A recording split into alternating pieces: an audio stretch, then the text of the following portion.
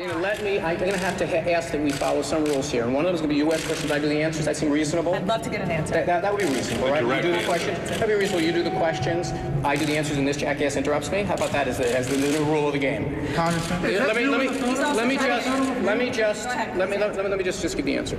The objective of the person who is doing the mischief is to try to distract me from what I'm doing.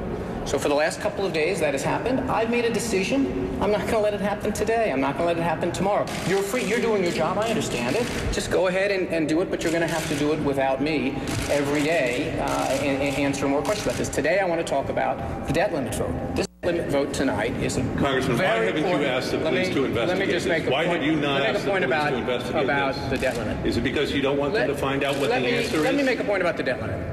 You know, we are tonight at 6:30, 6:45 going to be casting a vote on something that has monumental importance to our economy, whether or not we have a stunt vote on something as important as the debt limit.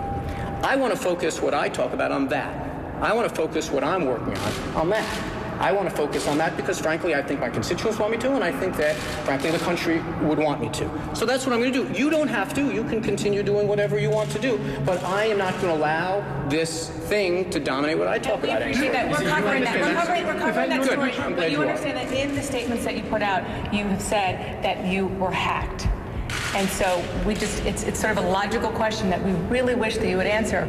Why, if you think that you were the victim of a crime, you've got to refer to my statements. You've got to refer to my statements. The statement doesn't answer the question. If they did, we would be happy to. Statements don't answer the question. Look, all I can tell you is I put out statements the last couple of days responding to everyone saying this is the last question we're going to ask. And in fact, it's pretty clear that by your presence here, some people have been successful in making the conversation about something I simply choose not to participate in anymore. You can feel free to still cover it. Congressman, if you would deny this, if you would answer